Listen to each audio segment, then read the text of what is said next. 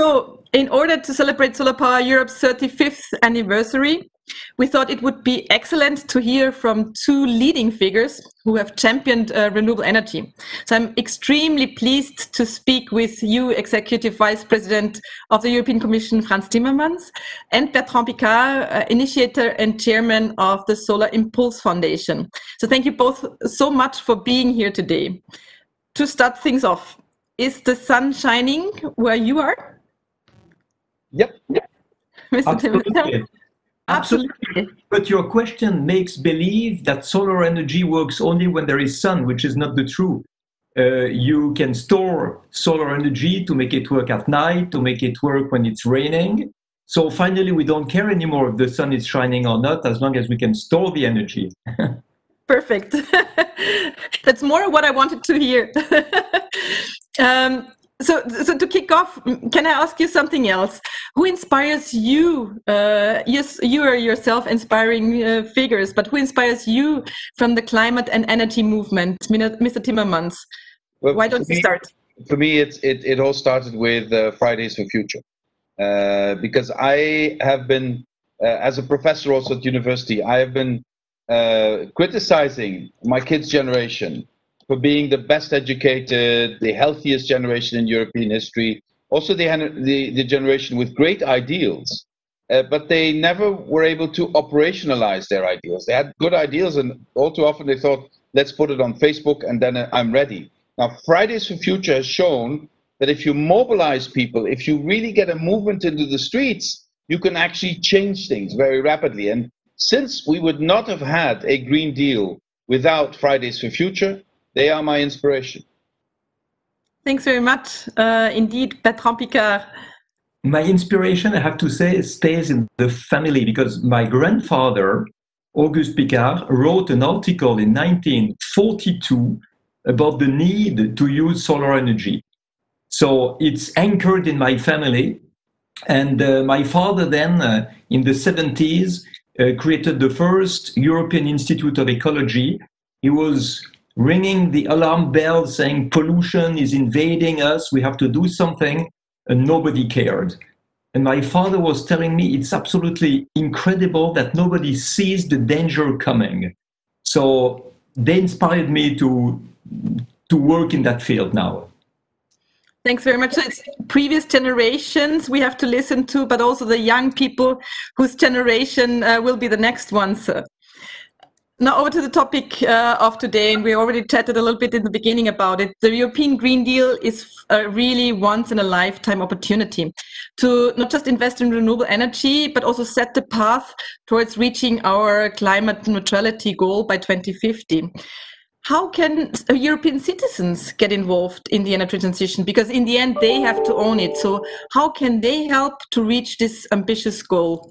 Mr. Timmermans, do you want to go first? Well, we will launch what we call the renovation wave next month, which is how we're going to try to help the built environment in Europe to reduce emissions. They're still responsible for almost 40% of emissions, and we can bring this back. But this means we're talking about the individual households of people, the houses, the apartments of people, and to work closely with them to see how can we diminish your carbon footprint, how can we insulate your home, how can we install solar panels on your roof, how can we help you, for instance, decarbonize your transport needs,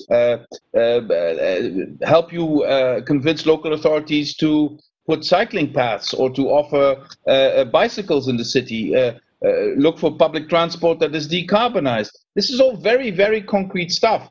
And the beauty of it is that people very often say, oh, well, this is too big. What can I do? Well, this is something you can do. And it also helps you because it brings down the price of your energy. It creates a better living environment, and it certainly quickly improves the air quality. And, you know, as long as still 400,000 people in Europe die every year prematurely because of bad air quality, we still have a lot of work to do. Thanks very much, Mr. Piccard. You were just talking about thousands solutions when we entered the discussions. Would there be solutions that citizens can also take on and forward? Yes, absolutely. You know, for a very long time, the protection of the environment was expensive, and it was boring, and it was a threat for mobility, comfort, standard of life, and so on. And now the evolution of technology has been so impressive, so big, that it's exactly the opposite. And the citizens have to understand that the technological solutions to protect the environment are bringing money. They are creating jobs. So it is something that have to bring enthusiasm, and maybe a way that the citizens have to show it is to vote for the correct leaders, for the people who understand that we need to care about the environment. You have different parties, left or right, I don't care, left or right, but you have to vote for people, for individuals who really commit themselves to achieve the goal of 2050 and even more, the goal of 2030, to have minus 55% of CO2 emissions. This is a fantastic opportunity for the population to join, and we have to take everyone with us to show that it's profitable, it raises enthusiasm, it's a must for quality of life, as Mr. Timmermans was saying. Elections will for sure play a major role. But what about innovation? What about the innovative core of the renewable sector? Europe has always been at the forefront of solar and other renewable technological innovations. So how can we keep up this momentum, and how can we ensure that European companies continue to lead the world in clean technologies? And Bertrand, as you just mentioned, it's all about jobs and it's also all about growth. So how can we keep up this momentum in Europe? And maybe as a pioneer yourself, Bertrand, want to go first? I believe that the goal is not so much to push innovation more. Of course, it's good to have more innovation, but the first goal is to use the innovation that has already been made and that is not used. And I see every day with the Solar Impulse Foundation, we have raised the challenge of selecting 1,000 technological solutions that protect the environment in a financially profitable way. There is a fantastic creativity everywhere, but it is not used.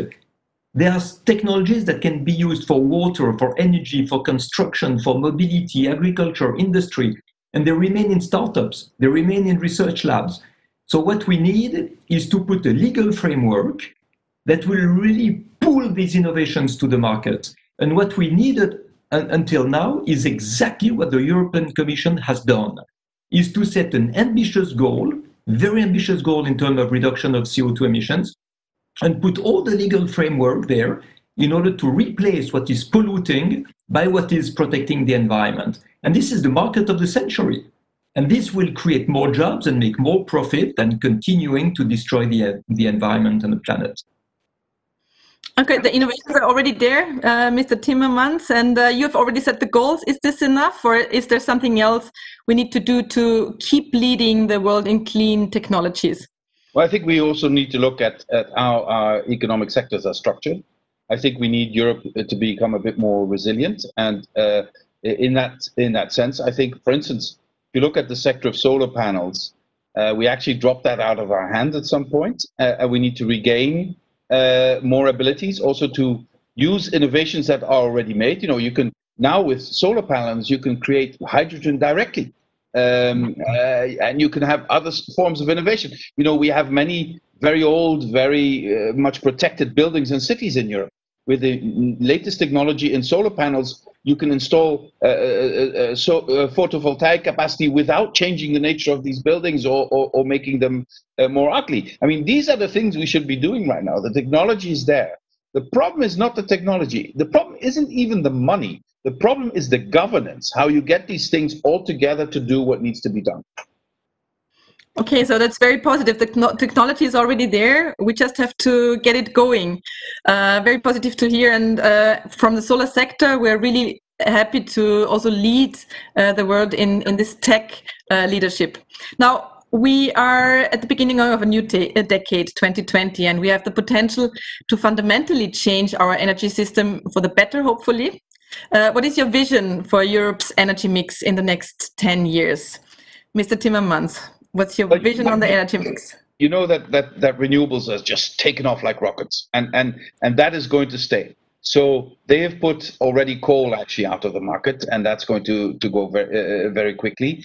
They have put a huge price on on nuclear. You see that it's become in comparison, extremely expensive. But there is also a bottleneck.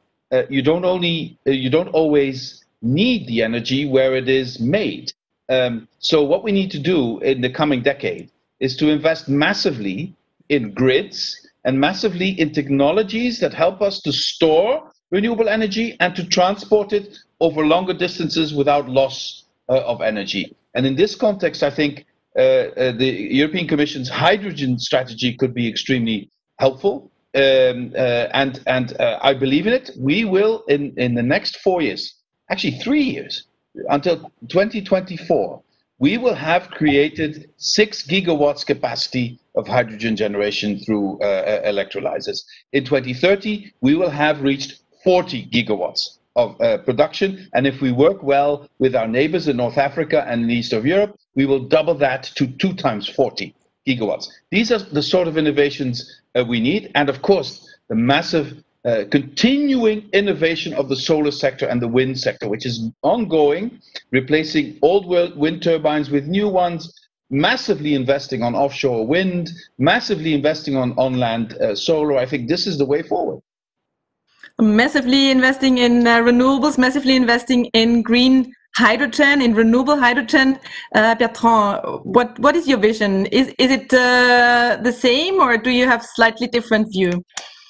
No, Mr. Timmermans and I, we are sharing a lot of values, a lot of visions, and this is why I'm so happy that we participated in this interview. We also wrote some tribunes in different newspapers together. What I would like to add is the fact that we absolutely have to avoid creating a war between the traditional producers of energy and the producers of renewable energy. We have to make an alliance. We have to show that it's a need to diversify. We have to take them with us. They are incredibly promising situations. When Schlumberger, who is drilling for oil, has made a spin-off to drill for geothermia in cities in order to allow buildings to have heat pumps activated by solar panels, you see that there is a hope. There's a hope that big corporations make the transition in order to participate instead of resisting and sticking to the past. Absolutely. That all sounds very good. You go in the same direction, which is great. Let's make it happen. And it will be a huge achievement if we could decarbonize Europe by 2050. And talking about achievements, a little bit more personal question maybe to you. Over the course of your careers, of both of your careers, is there a moment where you have been particularly most proud of, talking about achievements? Mr. Piccard, do you want to go first? I'm very curious. Well, of course, I will say Solar Impulse, because 17 years ago, when I launched the vision of flying on solar energy day and night without fuel around the world, most of the people told me it was impossible. The airplane specialists thought I was crazy. They did not want to help us, and nevertheless it worked. And now, thanks to this success, I think we have this 1,000 solution challenge that becomes possible. We have demonstrated that solar energy is fashionable. It is not something that is just linked to an anecdotic ecological madness. No, it is something that works. And for this, of course, there is still a lot to do, because if you're proud of the past, you have to be ambitious as well for the future.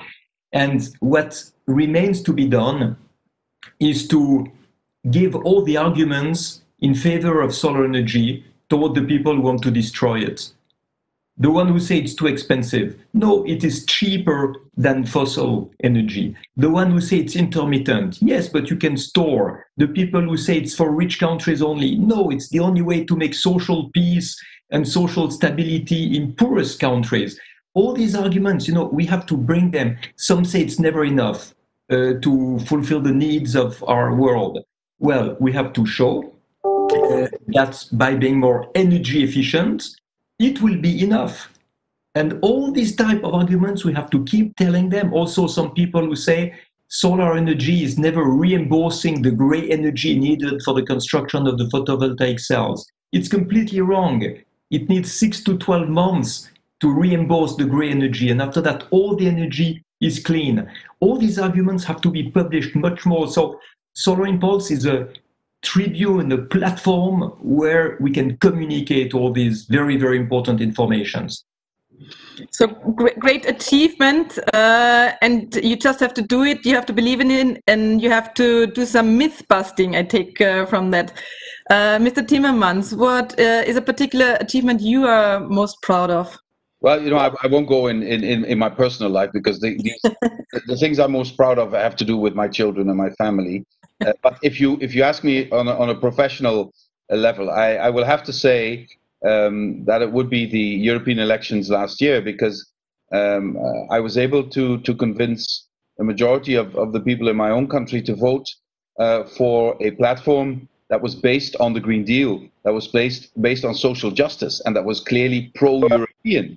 And you know, all those who said that the Netherlands was a Eurosceptic country were shown very clearly that it wasn't, in the way the voters, the citizens behaved.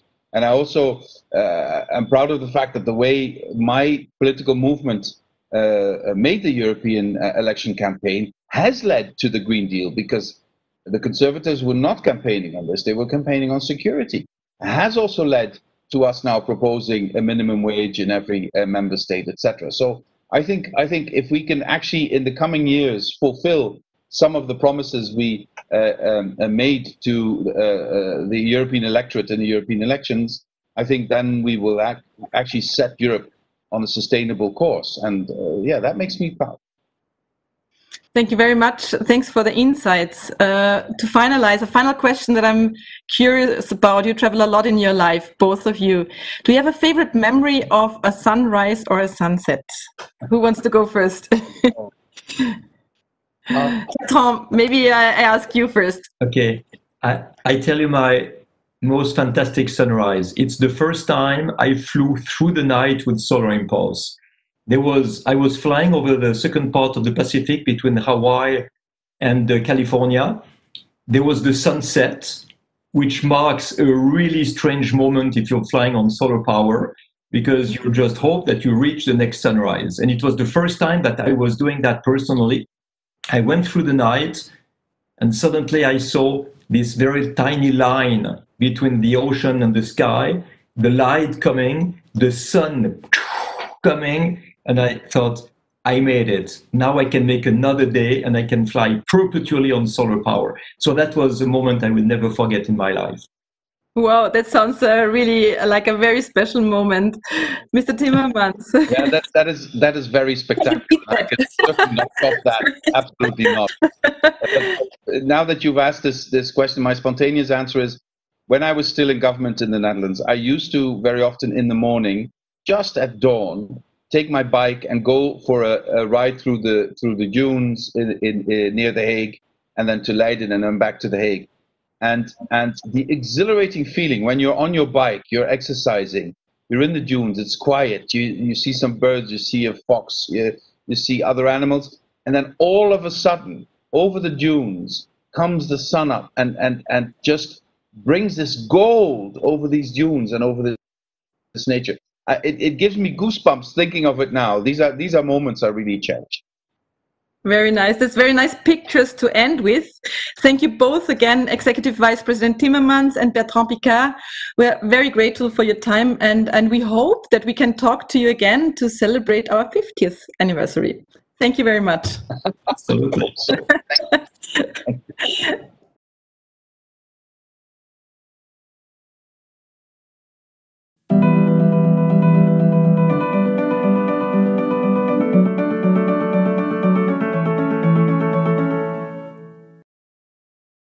Hello, welcome to today's SolarPower Summit. I would like to start by congratulating you both on today's summit, but also on the excellent results achieved over the last year, which shows that solar power is very much part of the green energy transformation. In December, the European Commission adopted the European Green Deal. It's a plan for how we become climate neutral in 2050, the world's first climate neutral continent, but also how do we do it in a way that is cost effective, that ensures our energy security, and doing it through a just transition that includes all European citizens and companies. So it's also very much a green growth strategy, and solar power is an important part of that. Ladies and gentlemen, Thank you for inviting me to SolarPower Europe's 35th anniversary celebration. 35 years is not so long in life. Sometimes you no longer recognize the world after 35 years. And 35 years ago, solar power was not quite science fiction, but it was a real niche for visionaries and for hardcore environmentalists. Now, it's a key component of that 22% of renewable energy that Europe has in its energy mix. And it's spreading just as much in North America, in China, and elsewhere. And we have bigger plans for the future. We have a 32% target for renewable energy in our law, and the solar is going to be at the core of that. Our 55% target for 2030 to reduce greenhouse gas emissions would probably require 40% of renewables in our energy mix, and again, much of that solar. So solar power remains core to our plans. Our heartfelt good wishes for continuing the work that you started over the next 35 years. Thank you very much, and best of luck for your celebration. Thank you. Happy birthday, SolarPower Europe. In our quest for climate neutrality by 2050, renewables are going to play an ever increasingly more important role. And solar power is one of the absolute key technologies in this. And I want to congratulate you with the important work that you're doing. Congratulations wholeheartedly for SolarPower Europe for 35 years of excellent, effective, and very fruitful work. We used to say about 20 years or 30 years ago that solar is the future. And happily we can say today that solar is for today. We know that it is affordable. We know that it is environmentally friendly. And we know it is actually good for the pockets of the consumers and house owners. So what I'm really expecting is to see the fruits of this very, very long battle and work in upcoming years. Dear SolarPower team, congratulations to your 35th anniversary. What a journey. Since the 1950s, the photovoltaic sector has evolved from a niche market for outer space to a mainstream energy carrier, and its costs have been declined ever since due to improvements in technology and, of course, economies of scale. The achievements of the solar energy industry are extraordinary. Over the past 10 years alone, the global new installed solar PV capacity has risen from 7.3 gigawatts in 2009 to 117 gigawatts in 2019. This production volume makes the industry one of the fastest growing in the world. And an end is not in sight. I'm delighted to congratulate SolarPower Europe on its 35th anniversary. 35th. Some people would have you believe that all the aspects in relation to climate change only started a year or two ago, but solar power in action 35 years and doing tremendous work and getting better. I worked with them on the renewable energy file, on which I was rapporteur, and they were very cooperative, and I think it's a positive result for them. As we've seen last year, 100% new installations. And this is only the beginning, because I see in my own country, Ireland, more solar panels now on houses, supermarkets, on farms. And there's a huge scope to scale this up. And I've no doubt about it now, with the new Green Deal and our targets for 2050, we're going to see far more solar.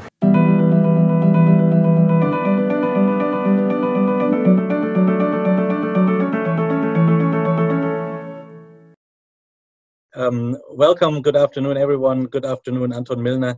We're here to celebrate the 35th anniversary of SolarPower Europe and formerly EPIA. And it's my honor and a great pleasure to interview Anton Milner, who joined EPIA early and was a board member in 2004, a vice president since 2008, and one of the pioneers of the European solar sector. Anton, thank you for being with us today. Jochen, good afternoon. Good afternoon, everybody. It's a pleasure to be here after all these years. Well, you have always been around, but let us go back on that keynote or keyword already. Who has been longer in PV, Epia or you? I'm a baby in this game. Epia, obviously. I've only been doing this 20 years and want to continue for a few years still. But before doing that, please give those of us who are not, that long in PV a little bit of a background on yourself, your highlights from your varied career. Okay, well, I joined this industry back in the year 2000 with a small startup, a company called Q-Cells. And when I say garage industry, we were 4 people. We had 60,000 60,000 Deutsche Marks of start capital. We couldn't pay ourselves, and we had to build a company. So I was with Q-Cells from the year 2000 up to 2010, where we built the largest cell manufacturer in the world, took it to market, created 3,000 jobs. I think probably that lasting legacy is one that a number of companies undertook during that phase of the industry growth, and that is we were catalysts. We helped the industry to develop, taking it from really very, very early days to starting to become a really professional global industry. And what I've actually been doing is not working on the manufacturing side, but on the application side as CEO from IV Vogt. It's a family business where we are building utility scale plants actually globally. Mm-hmm. And significant amounts also in Europe in your development? Or? Europe is our largest market. Europe has come back very strongly in the last few years. I think we'll get onto that during the discussion. But yes, we're very excited, particularly about the, let us say, sub-grid parity markets, the unsubsidized markets. But I think when we look at what's happening in Europe and we look at the announcements in Europe, you see at least intention, let me highlight the word intention, at a political level to really expand the photovoltaic deployment and penetration. How that materializes over the coming years, we shall see. Okay. Well, then let's look back before we look forward. 2010, it was the Set for 2020 study that was initiated here. I found the printout, the full study, and it was also for me an introduction to PV, working on it, having the pleasure working with you and the board back then with Winfried Hoffmann, Günther Kramer, Maria Cameron, others that were heavily involved. And in this study, we looked at scenarios of how relevant PV can become for Europe's electricity generation. And we had distinguished a 3% business as usual scenario, a 6% accelerated development scenario, and then the most ambitious one, and I remember you arguing for it that we should be ambitious, a 12% renewable or photovoltaic in electricity share in Europe's scenario, which we call the paradigm shift. Now, looking at the numbers, we have to concede that we're currently around about 5%. So clearly the paradigm shift has not happened. And I want to ask you, what was the problem? Because one of the other forecasts we had, which was the cost reduction, we were getting also totally wrong, but on the positive side, that we had greatly underestimated the cost reduction. The sector had committed to reach below 10 cents LCOE by 2020. We're now somewhere 2, 3, 4 cents. Maybe we don't refer to the Portuguese 1 cent just as reached yet, but we are much cheaper. PV is much cheaper than we had ever dreamt it back then. But nevertheless, the more ambitious scenarios of 6 or 12 percent PV share have not materialized. What did we get wrong, or what went wrong in your view? I'm not sure I would say right or wrong. but I think when I think back of the years in the context of how the industry has developed over the last decade, what we've seen is a number of government-led programs, so the FITs, the EEGs, etc., dropping away. Maybe one market came, everybody ran into that market, etc. Only in the last few years have you seen a more widespread deployment. So I think what we saw was a flattening out of the overall industry curve.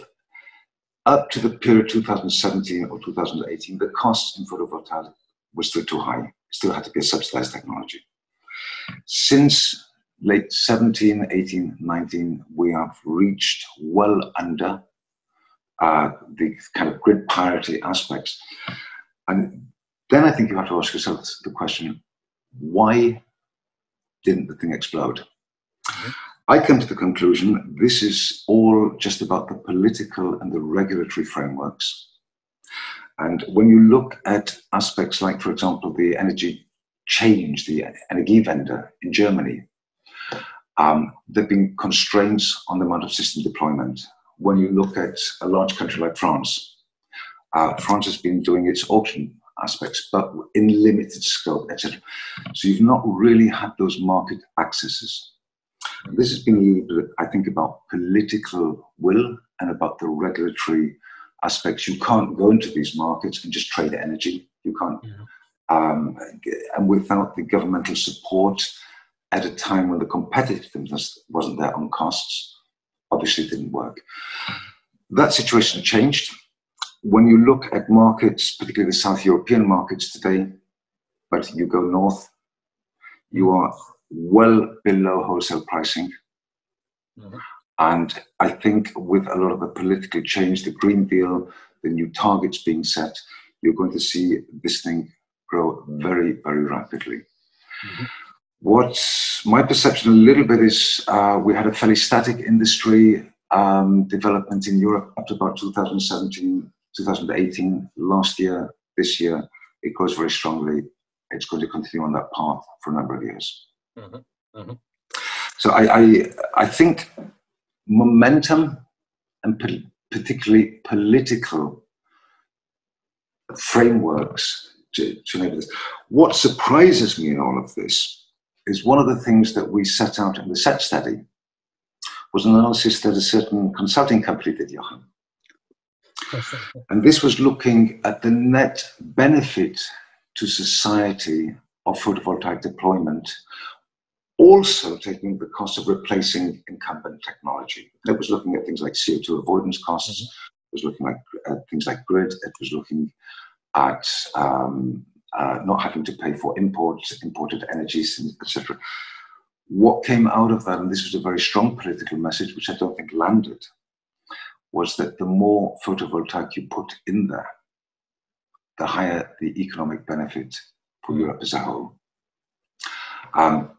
Now, I suspect this situation in terms of political support changes quite rapidly. We have the Green Deal, we have the increased targets up to 2030, where the Commission is muting a target increase from 40% of CO2 avoidance to 55%. Let's see how that goes. I think personally I was very disappointed when you saw how the industrial nations dealt with things like CO2 abatement and CO2 pricing to support incumbent industry. That's for me a sign that the real political motivation and willpower hasn't been there. Mm-hmm.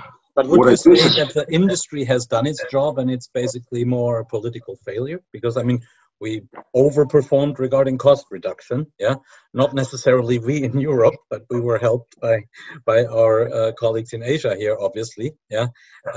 That's another point we want to get to in this conversation. But would that not be a little blunt, or are there things the industry could have contributed to improve the regulatory and help politicians along regarding the regulatory framework? I think what an industry can do is to obviously maximize its product offering, its costs, its economics, etc., to serve markets. In the energy business, those markets are generally politically and incumbent controlled. So I think where the industry has not been successful is actually getting the realization and the support at a broader political level. That is not something that an industry can particularly well do. There are too many incumbent interests. Okay. So I wouldn't really put a judgment on that. I would basically say, if you look at the overall context, I've been here for 20 years. 20 years in the energy business is a short period of time. So the steps that the industry has made and where the industry is going, I think is, what the industry has done in the last 20 years, it's really set itself up where this momentum is now so huge. This train does not stop. This train is accelerating. Okay. That's going to be very exciting. Sounds good. And yes, thanks for referring back to the analysis we did there with the colleagues. Another thing that we didn't foresee and didn't certainly intend in the Set for 2020 report was the manufacturing base, right? We were, back then it was a board of European manufacturers mostly, yeah? SMA, Sovello, Q-Cells, others. There was First Solar there as well, so that was not European based, but still. This manufacturing base has disappeared, much to your chagrin. Now we see multiple initiatives of re-establishing that manufacturing base. Yeah, and SolarPower Europe has started a European solar manufacturing accelerator. There is a lot of political momentum, a lot of good ideas, new technologies that propose to re-establish an industrial base for PV manufacturing. Based on your experience, which advice would you want to give today's startups from your experience of Q-Cells and the past? I think ultimately this industry is pure commodity. We have quite a high degree of technology improvement. This tends not to be proprietary technology improvement. This is managed by the suppliers. So it becomes available to all players. What this basically makes happen is that it's very, very difficult to actually create proprietary advantage unless you have real technology which is bringing a huge benefit on cost dynamics. So my real advice would be to absolutely ensure you know where that competitive advantage is. Do not build it on local markets. Do not build it on protected markets. Those don't last. You have to, if you're going to play this game, you have to play on the world scale, and you have to play against very, very cost-effective, capital-rich competitors to be successful here. There will be niche plays, but ultimately, I think this is a commodity game, and any manufacturing concept really has to have such a high edge that it can make a profit in a higher cost economy for manufacturing based than cheaper cost economies. Okay. We're in 2020 now, another decade to look forward to. And I already got some optimism from you regarding this will now be the decade where the breakthrough will happen. So is it going to happen? Will we reach the 10, the 12, the 15% of PV share in electricity consumption in Europe? Will this paradigm shift now take place until 2030? Is this the next prediction? Absolutely. I hesitate to give a number until 2030. I hesitate to give a number until 2022. What I think we can see, and when you look at what's happening in the markets, you're seeing a real renaissance of new large-scale projects. I think I'm not so familiar with the commercial markets, with the residential markets, but certainly the sector in which we're active, what we're seeing is very, very high levels of activity across the board. And this across the board is an important one. This is the first time it's really happened like that, where every country is putting together very ambitious plans. You see a lot of development on the ground. You see a lot of projects coming. So I think, yes, we will see a very, very large rate of expansion in the coming years. Okay. So based on the broad connection PV has now found in many markets, no longer first Germany, then Spain, then Italy, then the UK, then the Netherlands, but now we see that development that drives your optimism across the European market. It's a multiple market play. For example, our company has development activity and teams in most of the European countries. And you see demand, you see new schemes, you see be it auctions, be it pure PPA-driven wholesale type of schemes everywhere now. You also see a number of markets which went inactive and have suddenly got active again. Let's take the UK as an Englishman. You could see, obviously, when the FIT schemes and ROC schemes stopped, the technology was not competitive. Nothing happened for a few years in England. As the costs have come down, suddenly that economic envelope opens up, and now you see a lot of development there. So it's coming back. I don't see that ever changing, quite honestly.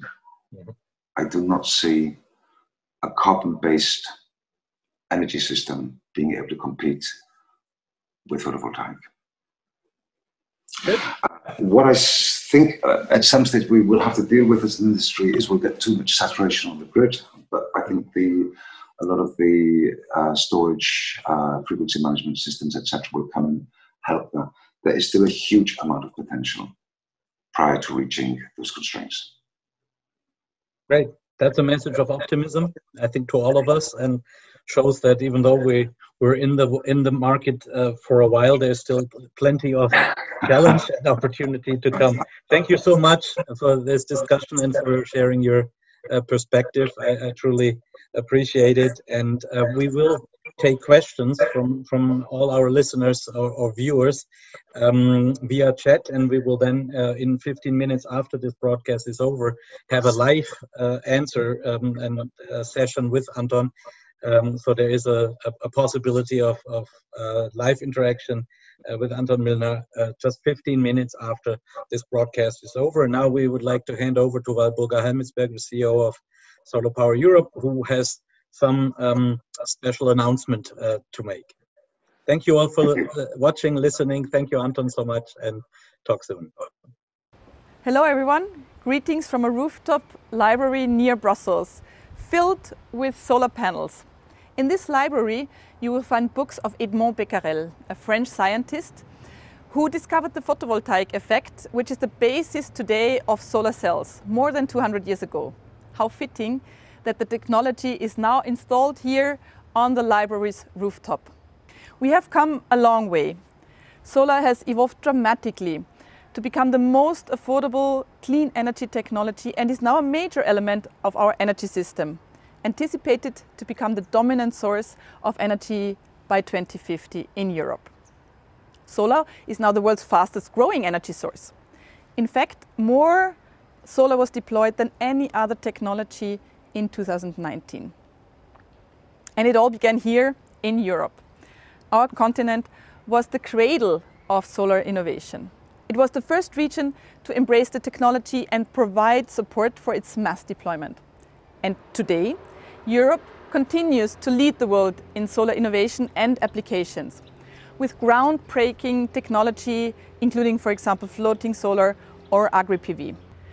With solar power, we can accelerate the energy transition, champion sustainable growth and innovation, create new jobs, and help to deliver a European Green Deal and a climate-neutral Europe by 2050. We can do all of that by increasing the development and deployment of solar in Europe.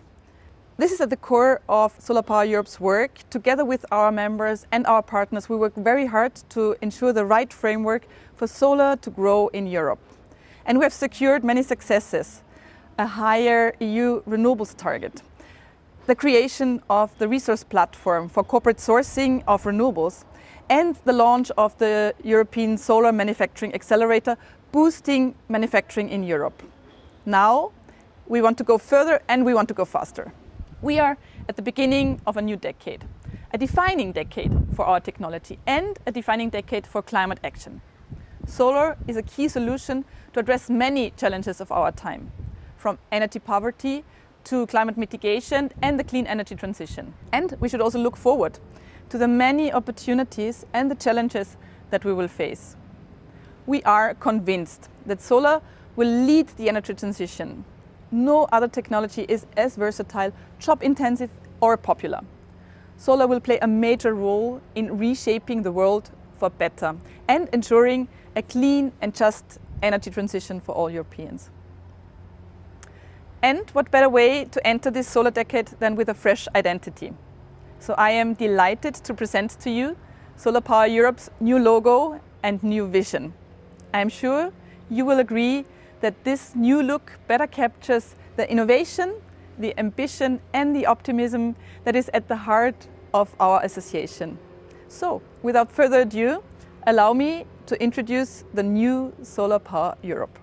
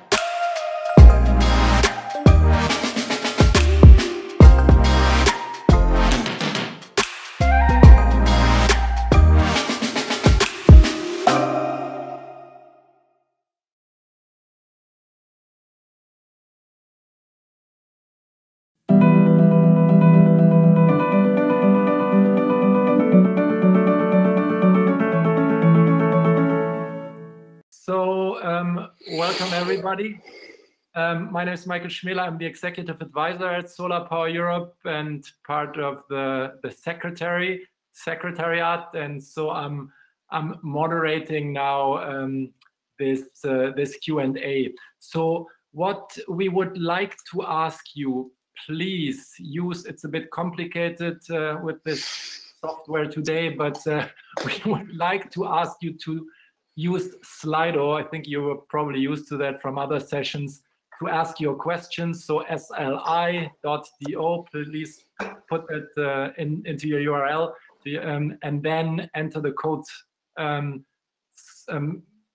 symbol hashtag SolarPower Summit, and then you can ask questions. I will collect these questions and then bring that into the structure, and then we conduct the Q&A. Maybe let me ask first. So, Anton, so I think one interesting question is also regarding the future competition of solar or renewable sources. We see obviously that the costs continue to go down, the prices are continuing to go down. But there was an interesting presentation and contribution from the European Investment Bank, where it was simply said that at some point solar is, or it's already partly cannibalizing itself. But of course, the more we get into the grid, the more it is happening, because it is directly also influencing the wholesale power price. So the idea that was actually mentioned there was to come, although solar is theoretically competitive, but lowering the price with its marginal cost advantage further and further, so that one in the end actually puts in some sort of incentive scheme again to simply make sure that this cannibalization doesn't get too big and we continue to have people investing in solar. So how do you see that actually? I think that's a very valid comment. What we see in certain markets is a lack of liquidity, particularly at peak times when solar is producing. Which basically means as more and more solar comes in during the peak hours of production, you're going to have a lot more competition there. The problem for solar isn't the economics. The problem for solar is that you need to be able to finance this, you need the long-term PPAs. So, and if you have a lack of liquidity in the market, you can't get those PPAs, or the economics around that become negative and will discourage investment. So I think some kind of, let's call it the CFD support mechanism, which helps that, will help very much. You have a big difference between a technology which is all upfront costs and producing on a certain day profile. When you have too much of that, obviously that you have aberrations in the market because of the pricing distribution, compared to other technologies which have more kind of running costs, more 24/7 type of aspects. So to encourage investment in the industry, you need that. But you have to balance that going forwards as well. We're going to have, I think, a situation on the grid frequency dynamics where we're going to need the storage elements in, and that's probably the way to address that. Have you already done that with IB Vogt? So are you already actually using also solar with storage actually in some of your developments? In our developments, yes. We are looking to build our first major battery system next year in Africa, actually. This is more to do with frequency stabilization because of the network than anything else. Okay. I think so. I might add, I do think it's a somewhat problematic message to say, oh, now we have reached the market level. Now we don't like the development of the market prices, so let's think of another mechanism, while fully acknowledging what Anton has said, that because it's a different nature of the investment, that might be helpful and certainly part of the mix. But I would think it's also our responsibility as a sector to think about packaging plants, the hybridizing plants, wind and photovoltaic, to be able to provide a more stable power product, and then obviously also add storage to the equation. So the long term, I would say that is what we need to bring in the midterm, short and midterm, in order to reach ambitious targets to 2030. That might not fully do the job, and things like a CFD are a useful mechanism to support that market development. Yeah, I think it's about smoothing the curve rather than subsidizing the industry. Yeah, okay. The industry, the competitiveness of the industry is unequivocal. The power markets, and we see this in certain markets in the South European countries, the liquidity, particularly around those peak times, and finding the right mix of PPA providers for that can actually manage that within the system, gets increasingly more difficult. It's going to hit the industry in 2, 3, 4 years' time, I think. So some mechanisms to work around that would be helpful, or else you get into a different aspect where we are talking about extremely low pricing, which discourages investment when this technology is producing. Yeah, I think so. Probably, I think that's an interesting question. What surprised you most over the last 35 years? And I just thought about it. Probably, I think there's not so much surprising you, because when I think about it, actually, at the moment, one big trend is actually bigger modules, bigger wafers, and Qcells was many years ago already offering 200 millimeter wafers or cells. So I think something is popping up that you did actually a long time ago. Everyone is thinking about huge dimensions. You were already. Yeah, and then the silicon crisis got us. Qcells, when we came to market, this was the death knell of the 4-inch wafer format.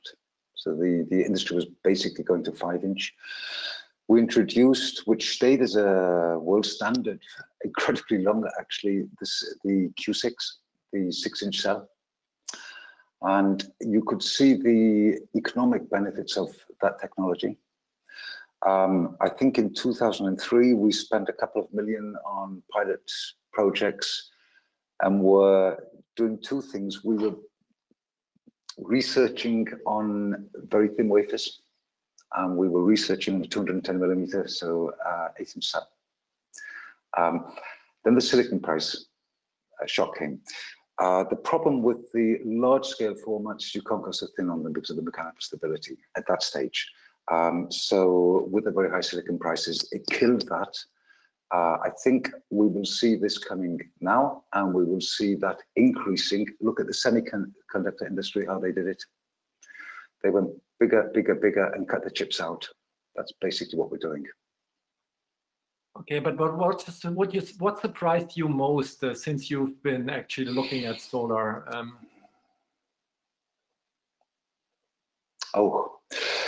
I think the thing that has surprised me most over the last few years is the rate of technology increase. When you look at the level of cost regression that we've seen, we've always had that. At Qcells, it was always very difficult to think 2 or 3 years ahead and really understand how you could get your cell efficiencies and your technology mapped out and realized. You have seen probably a higher rate of technology progress in the last few years than the last 10 years before.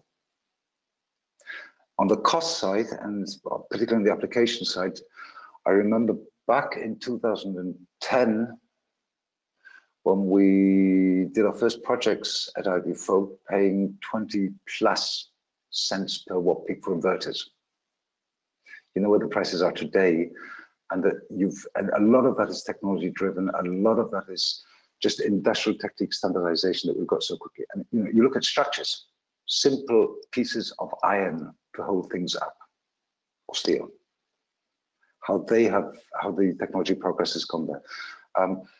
That surprised me at the rate of progress there.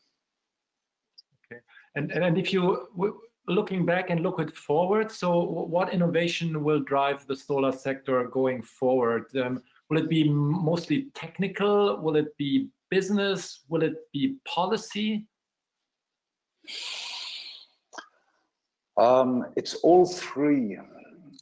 I think the trajectory we've got on the technological and technical progress will continue. A lot more R&D is going into the sector. You're seeing bigger steps. It's all kind of incremental, but bigger incremental steps. That will continue. I do not see, especially new technologies or the technology standards, changing. I don't see the big game changes there, but I see continuous progress. That'll shave off costs. What you're seeing a lot of innovation on is the commercial mechanisms, things like PPAs, things like the storage, integrating that. The whole commercial structure is different. It has to be different, obviously, compared to the past where you had a fixed feed-in tariff or something like that, and you didn't have to bother about that. Now you have to find economic and innovative ways to actually market the electricity. That will change a lot going forwards. Things like smart grids, the prosumers ideas and things like that, they haven't really taken off. things like local distribution networks haven't taken off. Those will come. I actually do not see too much on the policy side.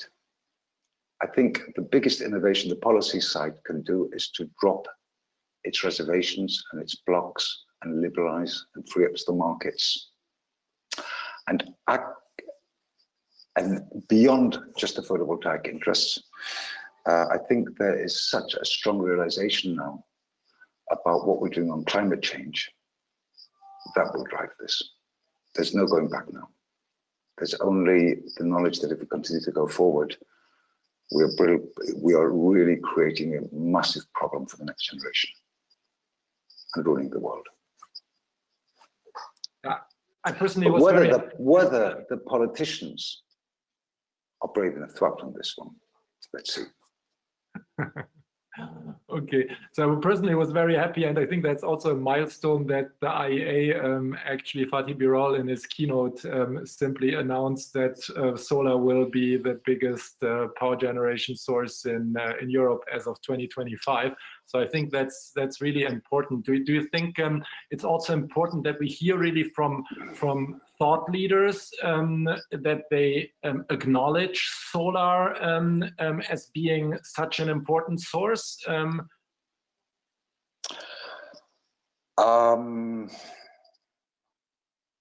That's nice to have. I would much rather see action on the ground. There are more fundamental aspects to make this happen. If you look at CO2 pricing, if you look at CO2 subsidy, things like this, those are probably the keys. They're difficult keys. They're very necessary keys. You're not going to get fundamental change until you actually get the economic incentives in there. It's taken 10 years, it's taken 15 years, it's taken 20 years. None of this information is new. None of it. It's just got sharper.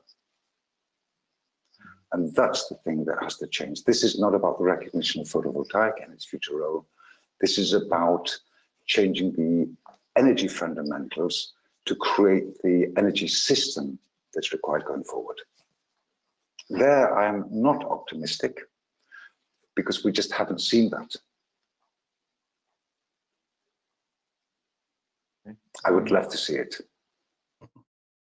Yeah, I fully agree. I think we have to also watch out, also as an association and as a sector, that we're, not too self-congratulatory yet by all the nice words we're getting. We need to focus on the numbers on the ground, and that we have to say, from 5% contribution to European electricity demand to becoming the most important, it's a long way to go. And if we want to get there in the coming years already, and I agree with the sense of urgency that we have from the climate crisis, and we hope that in a post-COVID world, people understand that the climate crisis is the even bigger crisis, and that then starts translating words and backslapping and congratulations into investment and as Anton says, into the removal of the barriers we're still facing. If you look at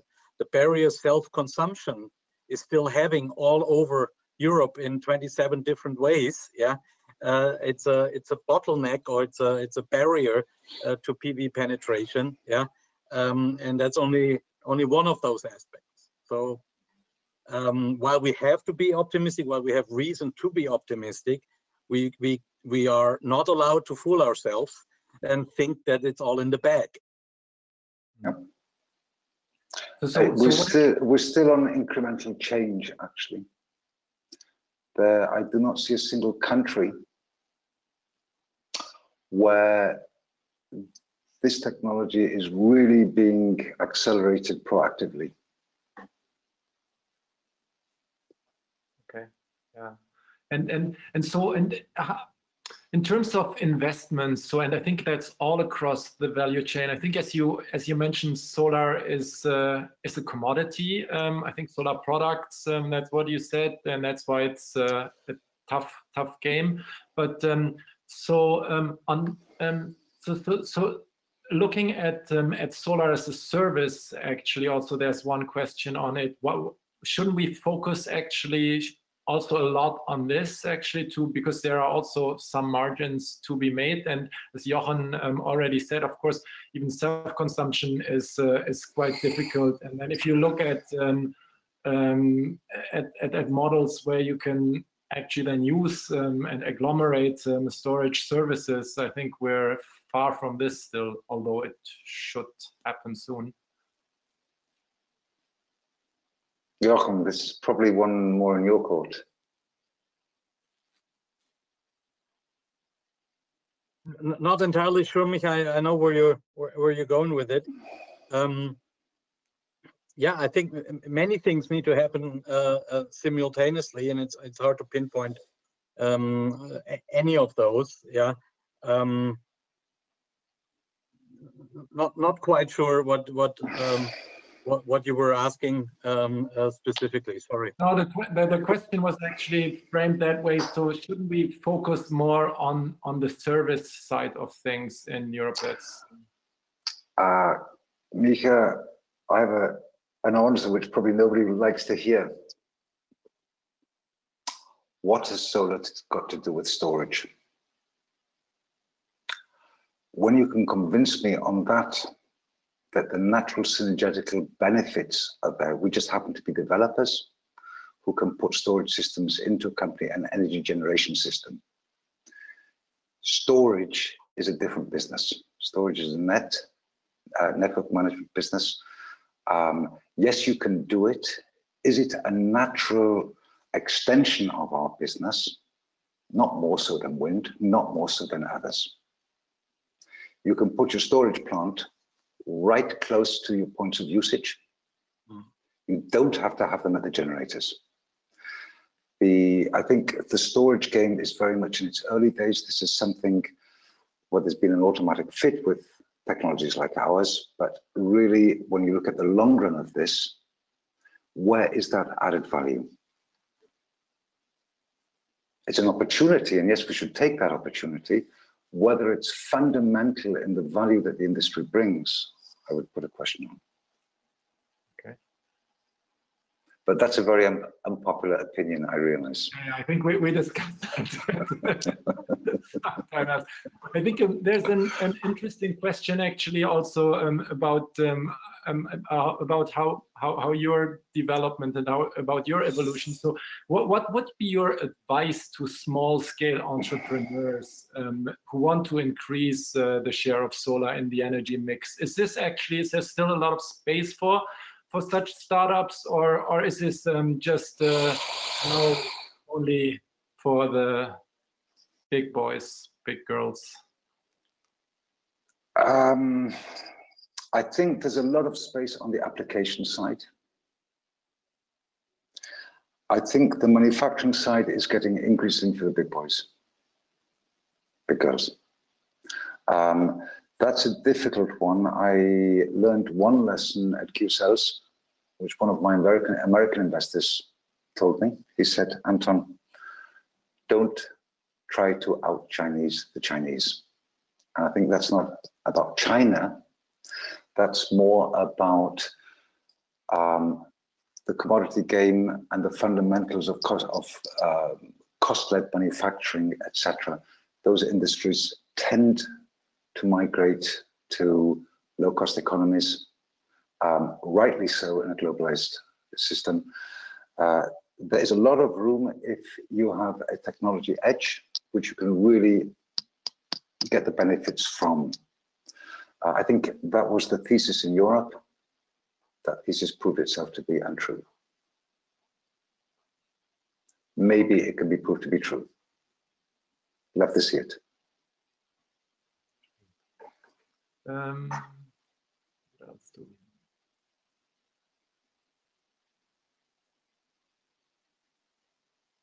Okay, I think there.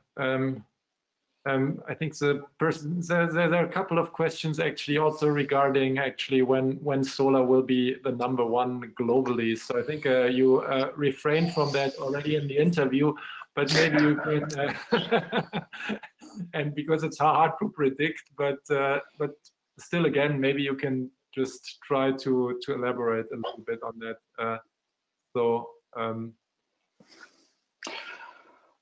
Wow. I don't look at the curves anymore. When you look at the curves, you see solar going up exponentially. That yellow shade of every energy park says probably, what, 2035, something like this. I don't know. I don't think that's the relevant aspect that needs to drive us. What needs to drive us is how to get there. I think we are seeing strong growth dynamics coming in the industry again, based off the inherent commercial proposition. It's not sufficient to move quickly enough without the leveling of the playing field, the barriers. That would be my answer. I don't worry about 2030, 2035, 2040, whatever it is. I'm too old, I'll be retired by then. But I'd like to get there. Just depends the indicator you pick, yeah, in terms of hope and hopefulness. I think solar is already number one. If it comes to capacity additions, we are leading or will be leading very quickly, yeah. But if it comes in the end to the all-important contribution to energy supply, it will still take decades until we're number one, yeah, and can live up to this, yeah, also responsibility to avert the climate crisis. That's really the key objective. And it doesn't really matter, actually, whether it's photovoltaic or whether it's other technologies which contribute to that. That's the objective. There's nothing better than this technology to serve that objective for a lot of years to come. I think that could be maybe a final closing words, that there's nothing better than this technology, and we're just striving high and working hard. Yeah, so happy to have you still around and being now one of the leading developers also in Europe, still pushing solar and yeah, working hard on making this solar dream coming true. Also very happy to have Jochen on our board, also for many years and continuing in solar. And I think, yeah, the future looks bright. Let's continue working on that for many, many future years. I think there is some work to do for solar certification. Thanks so much. And it's lovely to see how SolarPower Europe is progressing. There were great times, very exciting, very challenging times, very invigorating times in those days of the industry when I was involved in APIA. Congratulations, guys. Good work. Thank you so much, Anton. All the best. Thank you, Anton. Thank you, Michael. Thank you, everybody, for listening. Thank you. Thanks, everyone. Bye-bye.